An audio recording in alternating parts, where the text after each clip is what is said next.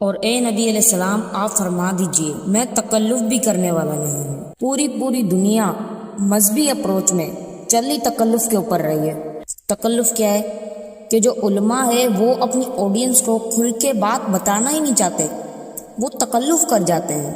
دیکھو نا جی، ڈائریکٹ بات نہیں کرنی چاہیے، اور نبی علیہ السلام کو حکم ہوا ہے کہ آپ نے بات ڈائریکٹ کرنی ہے، بھلے پھر کسی کو بری لگے۔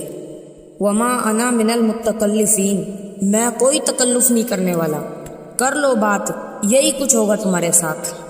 یہ اتنے سخت الفاظ ہیں کہ میں کوئی تکلف نہیں کر رہا۔ قیامت والے دن اللہ تعالیٰ نے کسی کی گارنٹی نہیں لی ہوئی۔ اللہ تعالیٰ فرما رہا ہے کہ شیطان میرے جن جن بندوں کو اغوا کرے گا میں نے کوئی گارنٹی نہیں لی ہوئی، میں شیطان کو اور اس کے سارے فالوورز کو اٹھا کے جہنم میں پھینک دوں گا۔ کوئی تکلف نہیں، اے نبی علیہ السلام کھل ڈھل کے ان کو بات بتا دیں۔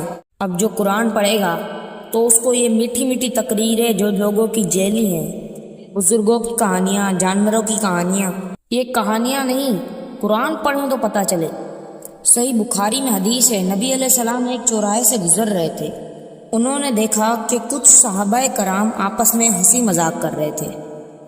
یہ میں آپ کو بخاری شریف سنا رہا ہوں، اسٹوری شریف نہیں سنا رہا۔ آپ نے ان کی ہنسنے کی آواز سنی اور آپ ان کے پاس گئے اور آپ نے فرمایا واللہ جو کچھ میں جانتا ہوں نا، اگر تم وہ جانتے ہوتے تو تم زیادہ رویا کرتے اور کم ہنسا کرتے۔ ایسا نہیں کہ نبی علیہ السلام مذاق نہیں کرتے تھے۔ جامع ترمذی اور ابو داؤد میں حدیث ہے کہ ایک صحابی نے نبی علیہ السلام سے فرمایا حضور مجھے ایک سواری چاہیے، اچھی سی سواری۔ آپ صلی اللہ علیہ وآلہ وسلم نے فرمایا اسے اونٹنی کا ایک بچہ دے دو۔ صحابہ نے فرمایا حضور میں اونٹنی کے بچے کے اوپر کیسے سواری کروں گا؟